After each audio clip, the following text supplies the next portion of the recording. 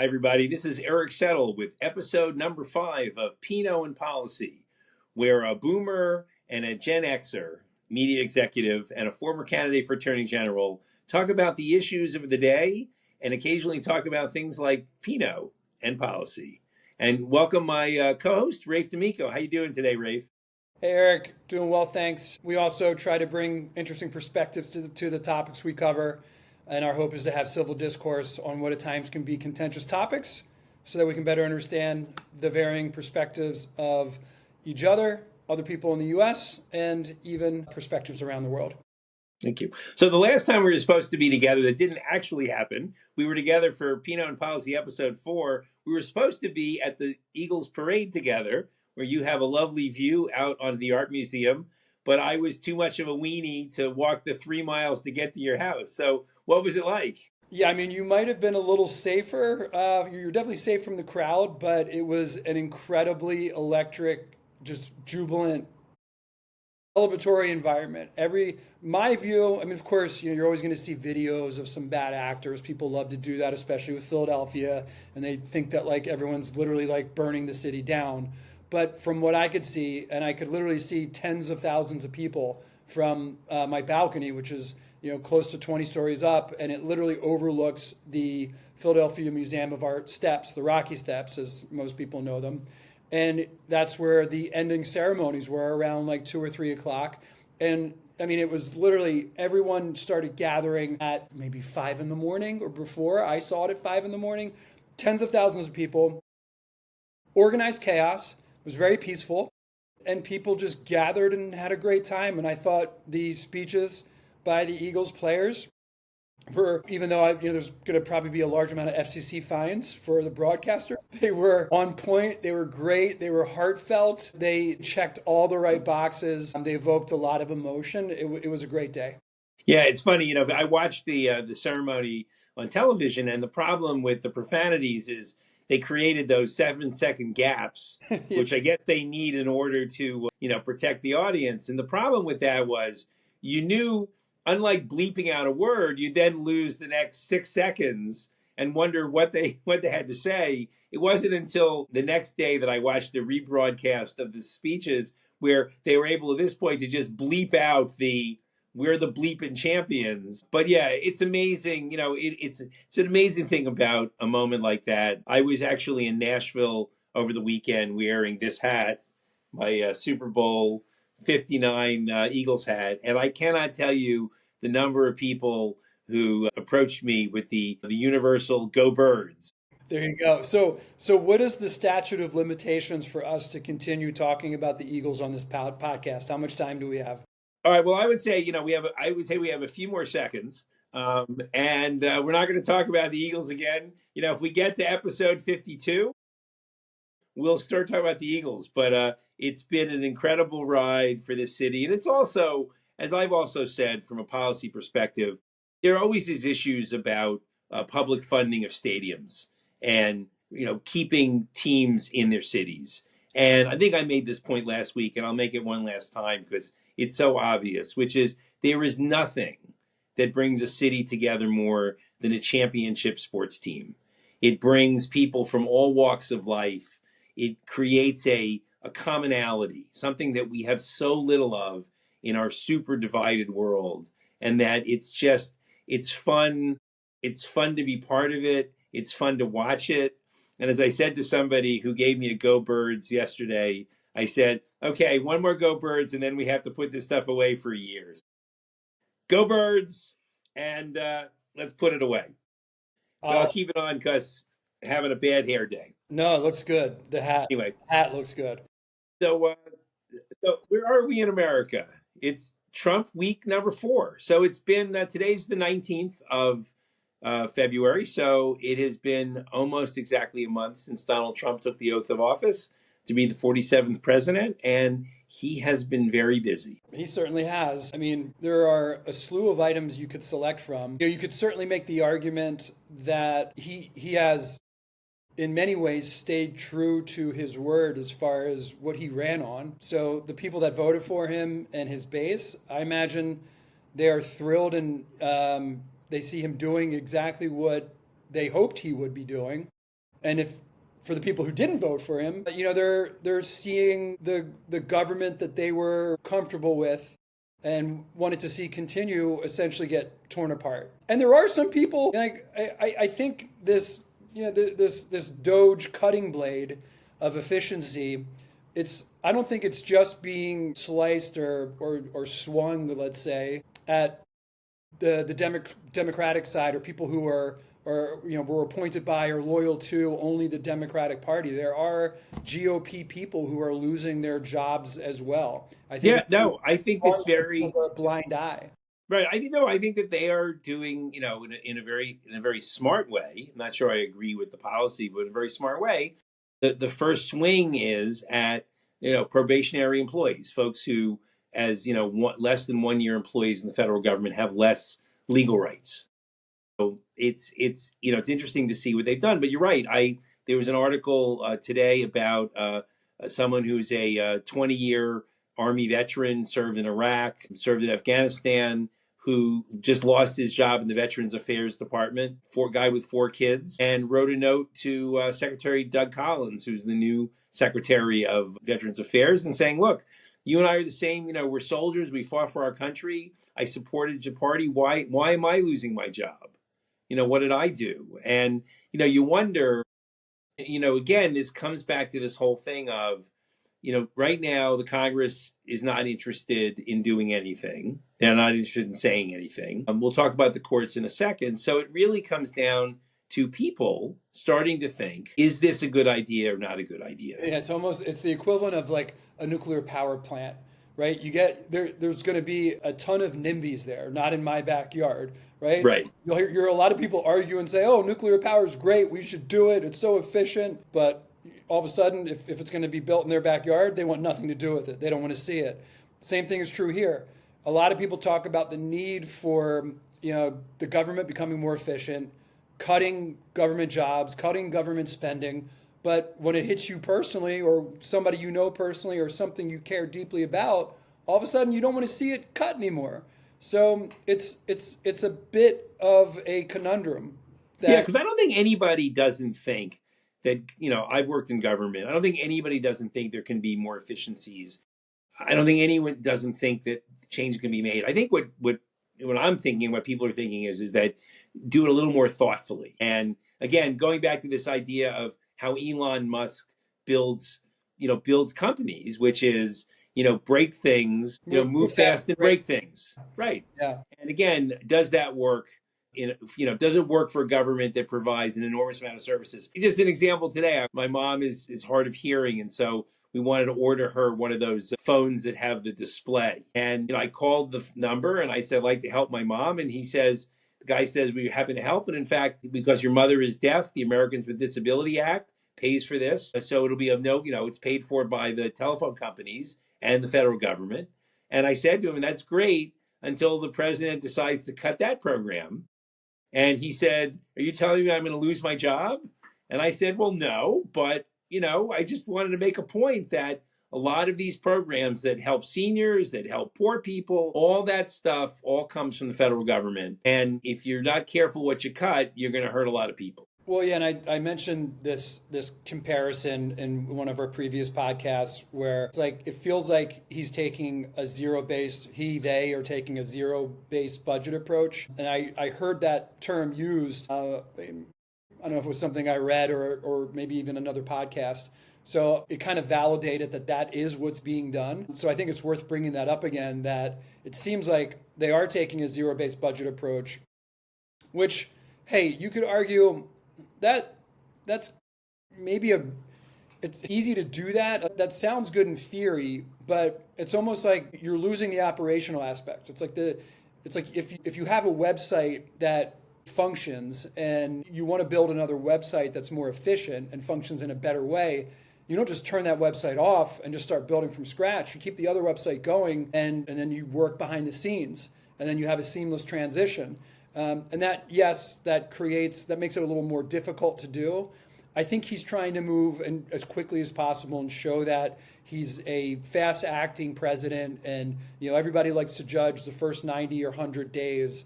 So I understand the desire to move fast, but you mentioned doing it more thoughtfully. And that's me personally, that's where I kind of land too. It's like, I agree with the strategy. I don't necessarily agree with the tactics. And if there are rash decisions being made, are they actually better from a financial perspective in the long run if maybe they kept something or only cut part of it? And I think Planned Parenthood is a great example of that, where wherever, and I'm not trying to get into the social aspect of it, of like somebody pro-life or pro-choice. From the perspective purely financial, if we just look at Planned Parenthood through the financial lens and only looked at it as an exercise in finance, is it easier to subsidize birth control, or is it easier to subsidize a baby and a child, right? Because if we do take away birth control and then people start having more babies, well, then there's going to be other arms of the government that are paying for those babies. So Right. No, no. what is the more expensive thing to do? And I'm not saying that should be the only variable that's factored into some of these decisions, but if you are looking at it from a financial perspective, you have to consider that. And then, yes, of course, you have to consider the social aspects too, and it expands further out from there. But these are very complicated issues, and that's why I brought up Planned Parenthood, because that's one of the most complicated issues that our country would have to tackle from a social aspect. It's not as easy as just saying, let's just pull the plug and see what happens. Well, and then look, I'll use an example. So in Ukraine, so there's obviously a lot going on in Ukraine. It's very clear that the president wants to sit down with Vladimir Putin and work out a deal and then impose it on Vladimir Zelensky. That seems to be where he's going. And there seems to be a view in the country that this war has to come to an end. We can't keep funding this war. Yes. And Yeah, that on is. one hand, that's true. On the other hand, is the funding the Ukrainians to fight this war against Russia is actually a good investment for America, because even if we're giving them 1% of our military budget, that's cheaper than us doing it ourselves, and we're not risking American lives. Yeah. So, and then what was it? Was it McConnell who got caught with talking to a crowd saying, "Well, hey, it almost doesn't matter because they're buying the money that's being invested there. They're buying it from U.S. defense contractors anyway, so it's all Right, kind it's our money. Right, right. The fact of the matter is right. If you're just being practical here, most of that money is not going to Ukraine. Most of that money is going to U.S. companies building weapons for the use by Ukraine. and sure, those defense contractors, they're employing a lot of U.S. citizens, and it's helping with jobs, and it's stimulating local economies and the economy as a whole. But you could also make the argument that as a taxpayer, there are people who don't want to see their tax dollars being used for war. There are people who don't want to see their dollars being used specifically for a war in Ukraine. There are people who just get the feeling like that's literally taking money out of U.S. taxpayers' pockets and putting it into, like, funneling it into defense contracting companies that have CEOs that are making massive bonuses, and other executives that are getting paid lots of money because of this. And then you ask the questions of, well, how much? What about the lobbying efforts of these defense contractors, and how much are they donating to PACs? And it opens up that whole can of worms. So it's none of these issues are simple. Like, you can't just look at them on a surface level. And I think what to me was always more concerning with Trump and the administration from a foreign policy perspective is, like, he gives the impression that everything is done ad hoc and everything is just, it's like, let me just look at this transaction on its own and how can I get the best deal. There's no general overall foreign policy that is being thought of. There's no overall strategy. It's just ad hoc foreign policy and one transaction to the next transaction without thinking about the ripple effects or long-term strategy. And how does Western Europe feel about this deal getting done? How does Ukraine feel about this deal getting done? How does Poland specifically feel about this, and the Baltic states in general feel about this getting done? Is Putin really going to stop here? What about Eastern Ukraine? What the Donbas region? That's where all the natural gas supposedly is. So who gets access to that? Or does the U.S. make that decision? Does Putin get that? It is Or is this a general play where you would hope maybe, and the administration is thinking this is how we can separate Russia from China? And if that's the bigger strategy play, then great.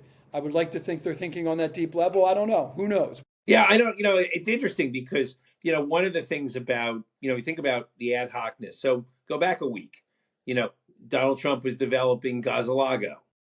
Okay. So this week, universal rejection.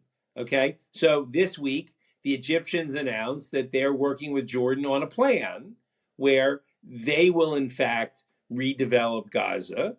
The Palestinians will get to stay there. In other words, coming up with this idea of temporarily relocating them. So did it work? Did it work? So, right. So you go, that worked. And the cost of a week of a poor Palestinian who had to live with the anxiety of, oh my God, is that going to happen to me? Or even those Palestinian children that, we see them on television all the time who hear this and think, Daddy, does this mean we have to move and never come back? So yeah, in 10 or 20 years, are we going to look back on this and say Trump was arguably the greatest negotiator of all time to be Right. president? Could look at the outcomes, right? Like, sure, and we've talked about this. It's amazing. He starts with these ridiculous beginnings, and then it at least accelerates the process. To your It, point, right? it does. I mean, I'm telling you, I thought it was a terrible thing to do and a terrible thing to say. But, this week it's making progress. And look, in Ukraine, I think you're right. I think he's cutting out. He wants to make a deal, and it's very interesting your idea that maybe he does buddy up to Putin and creates a little bit of an axis with them. Doesn't treat them as the sort of the enemy that they've been treated as a bulwark against China. Or does he sell out the Ukrainians and this week, and I mean literally today, the president called Vladimir Zelensky a dictator. Yeah, Here's a guy, yeah, that's a bit extreme, right? yeah. I mean, again, but the reason is because the day before, uh, Vladimir Zelensky criticized the president. I feel appropriately for saying that when he blamed the Ukrainians for starting the war with Russia, Vladimir Zelensky says, Mr. President, I think you've been reading too much Russian disinformation. Yeah, or is it if you really want to go a couple layers deep, if you look at how they targeted US aid first, right, as far as like the big agency to go after. Right. And and then if you look at some of the commentary about the alleged fraud or misspending that's occurring in US aid, a lot of people are talking about the spending that was used from USA to support various elections in other countries or various media in other countries. I'm sure somebody has found some funding that supported Zelensky, and either media in Ukraine or election results or some type of ways to help support Zelensky in his election effort. Maybe that's Trump's way of saying that some of that aid was fraudulent, and because of that, he doesn't support that election as much. Like it's almost like his, I don't want to say a dog whistle, but his way of saying that he and that was a lot of the misinformation that was present in some of the Russian media. I don't know if that's his way of cozying up to Putin, or if he genuinely believes that. Well, that's right. And so a lot of what that is, I mean, look, you can take an example of that Zelensky has overstayed his term of office. Okay. And the answer is because they're under martial law because of the war, and basically similar to Israel, that where they had sort of suspended elections until the war is over. Same idea. So is he an illegitimate president because he's a wartime president that's leading his country bravely? I mean, how you just think about that for a second. How far has Zelensky fallen in the eyes of Donald Trump from a point where that guy was, the war hero who slipped into America to speak to the Congress, to someone who the President of the United States is now calling a dictator and illegitimate? Wow. And again, to your point, this is all part of Trump's rhetorical battles to weaken him. And, you're playing with fire. Well, at least to the best of my knowledge, he has not come up with a nickname for Zelensky. But if he does, that's when you know you're in real trouble with Trump, That's when you know you're in real trouble. like little So, Marco, right? so let's talk. I want to talk a little about the judiciary. So one of the things that, the one branch of government that's still willing to stand up to the president and Elon Musk is the judiciary. And there have been a number of cases over the first couple of weeks where injunctions have been entered to stop actions that are essentially either unconstitutional or illegal. And when I say they're illegal or unconstitutional, it's because all these agencies and all these programs are there because the Congress passed the law that said we're allocating X million dollars to this program. And the president of the United States, whoever it was at the time, signed that law. And that means the executive branch has to execute on those laws. That's the job of the executive branch. So the courts have been active and have so far been pretty successful in slowing some of these actions. But what happened yesterday actually is very insightful. So one of the cases was trying to stop Elon Musk and his team from accessing confidential information in various agencies. And so they brought a TRO in the District Court of Washington. And the judge who has that case is Tanya Chutkan.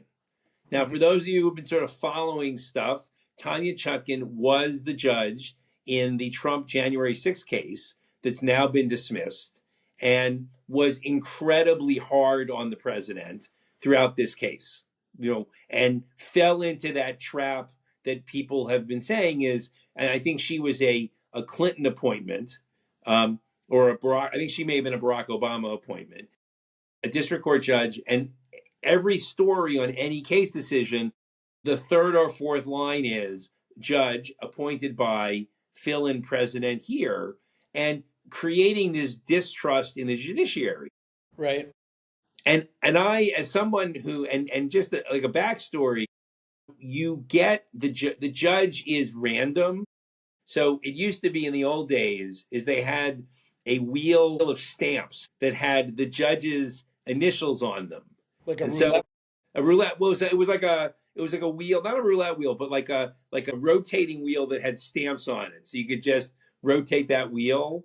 And when something would come in, the clerk of the court would kind of spin the wheel and pull a stamp and go kunk.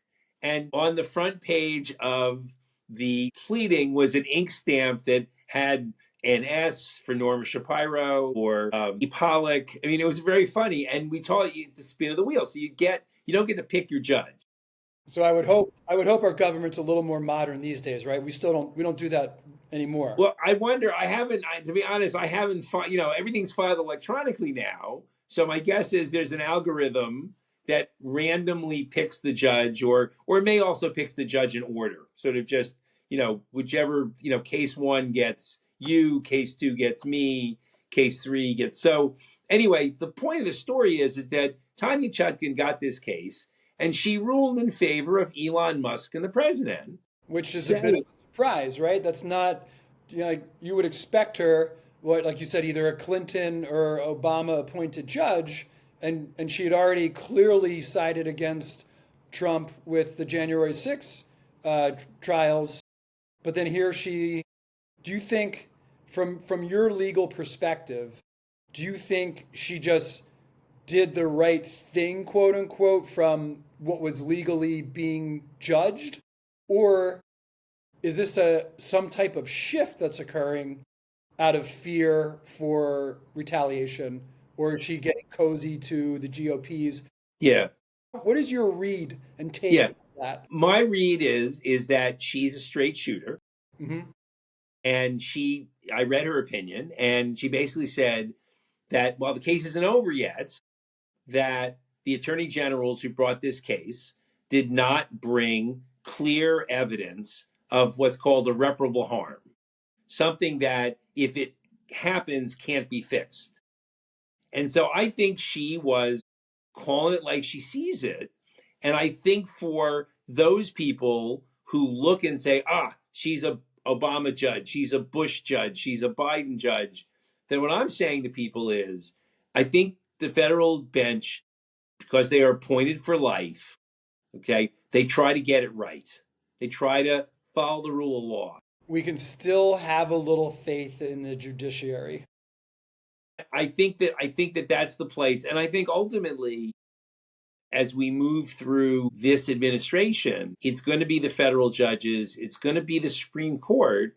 They're going to have to draw some lines for this president because the Congress, until there's a midterm election where there's maybe a change in Congress, it's only really the judicial system that is holding up their end of the original checks and balances to be a balance. And, I think hopefully the folks, those attorney generals will bring forth evidence and that issue will be proven. But in the meantime, she's putting people through their paces. It was not, as I was thinking, as you're saying, this was not a makeup call for the January 6th case. Like, so one more Eagles, Reference? reference. Thank you. There were some people who thought there was a makeup call in that game.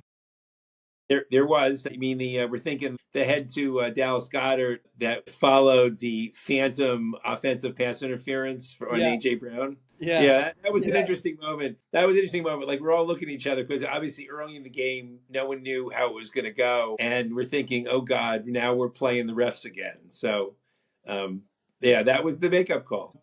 So let's talk about AGs for a second. So I think we talked about last week We did talk about my this Sunday, right? former opponent, Dave Sunday, who had not brought an action to defend the Commonwealth against some draconian cuts, particularly the ones for the National Institutes of Health that amounts to about $2 billion in funding for Pennsylvania. I'll give him credit. He did something that is perfectly appropriate under the Commonwealth Attorneys Act, Yeah, he threaded which the is needle, is what he did. right. Is he was willing to delegate the case to Governor Shapiro because it was, in his view, that the governor had more experience with the agencies that were having their funding cut, and therefore he believes in the rule of law and he hopes the courts will figure out what to do. And for Pennsylvania's benefit, because I think I talked about this last week, is we were left out, the court in one of the other cases, only the states that brought the action were going to be subject to the injunction, so that Pennsylvania would not have had any protection, which is why Josh Shapiro said, yeah, we can't have that. And he was able to thread the needle. And look, this goes back to this issue of attorney generals should be independent, so they should look at what is right for Pennsylvania and take that action. And if you're Dave Sunday, you do have a big R behind your name. And he found a way to do it. And it forces you have to play ball. You can't go against your party. I mean, you can, but you could argue that it's career suicide, and that the attorney general position for a state is typically it has been a stepping stone to governor, and then that a lot of those governors potentially run Run for for president. president, right? I mean, we saw it with Kamala Harris, and we're seeing it live in action with Josh Shapiro, who was former attorney general in Pennsylvania, now governor, and in a lot of people's eyes, a big favorite for running on the Democratic ticket next time around. And on that topic, he's probably the last person, if I'm Trump or the GOP party, he's the last person I want to give a platform to face off against Trump and to be able to get a W or a feather in his cap to say, hey, when Trump was doing all this cutting and slashing and taking away people's jobs and hurting people, I stood up to Trump. I was one of the people who restored billions of dollars for my state and reinstated jobs. I would not want to be giving Josh Shapiro of all people a platform like that to get a win and a feather in his cap.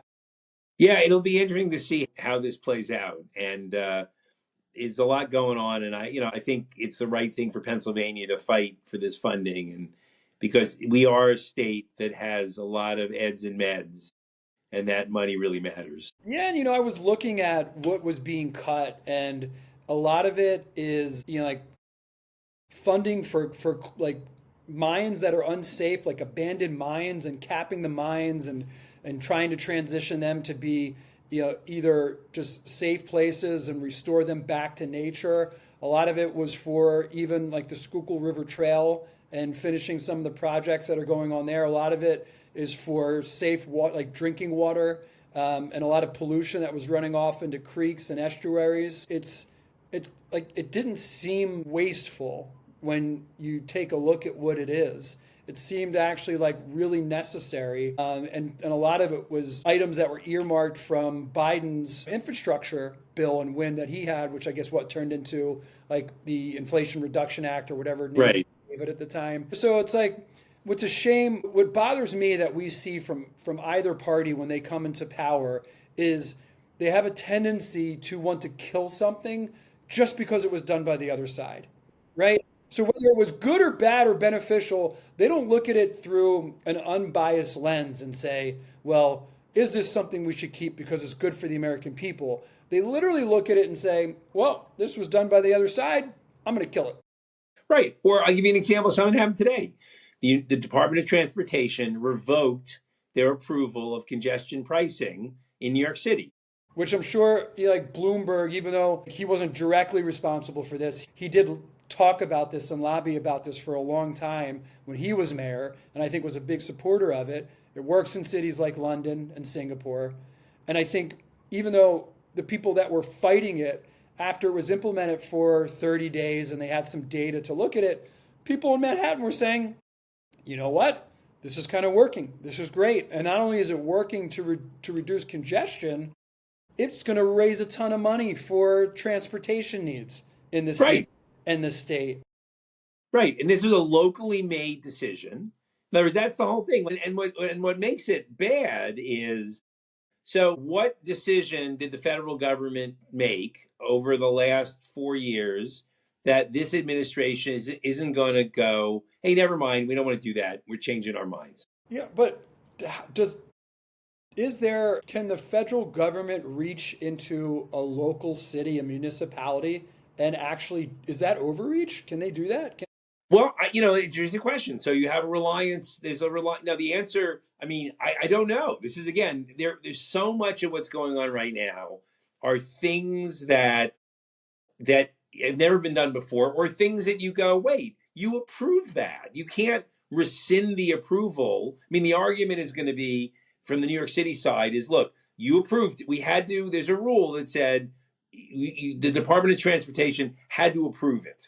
Okay, but once you approved it and we implemented it, you can't then go back and say we've changed our mind. I mean, it's like that's not the role of the federal government. The federal government, there's probably federal transportation dollars involved in the decision, so they had to approve it. So I mean, yeah, I mean, a lot of this stuff, A lot you of this just stuff sort of go, it was money that was already out the door. right, And a lot of it's these are projects that are either like they've broken ground, they're in the middle of being worked on, and it's bills that are either due to people, like it's payments for work that is already being done or has been completed, or payments for half finished jobs that are now just like being stopped in the middle of their work. But yeah, that part of it I don't get, and it's really irritating. The need to get rid of waste and fraud, I'm all for. I think anybody, it's hard to argue who's going to argue against getting rid of waste and fraud, but it's just this rug ripping that's going on that I think is really concerning people. And it's like, where does it stop? And what are the boundaries? And right. what can be off limits? Right, and that's the there isn't really, that's the issue that's really, I think, most people are sort of dealing with, which is there anything that, is there a line anywhere anymore?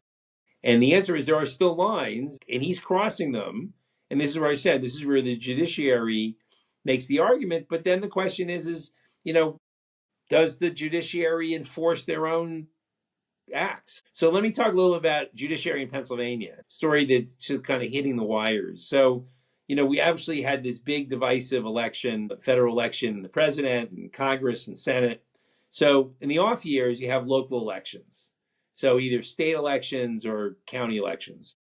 So this year, the Pennsylvania Supreme Court, three of the justices are up for retention.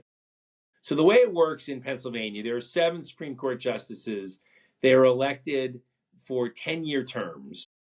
And then at the end of their 10-year term, there is a retention election where the voters are asked to either say, yes, you can stay, or no, you have to leave. And historically, most retention elections are, I wouldn't call them snoozers, but they're not terribly controversial.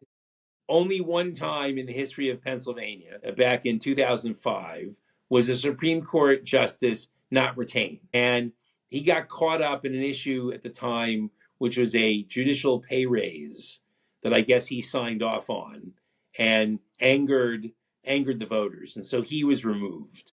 But with a 5-2 Democratic court, with 3 justices up for retention, you should expect an ugly retention battle where these justices who otherwise are doing a good job being, Supreme Court justices of Pennsylvania are going to find themselves subject to attack for reasons that probably have nothing to do with how they're doing as justices.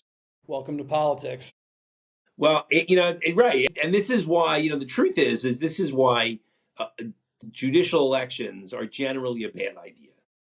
Because again, these are roles that, though have some inherent politicalness to it, should try to be umpires calling balls and strikes. So what's a better way to do it in your opinion? It's merit selection. And it's something that they sort of the way the Supreme Court is picked.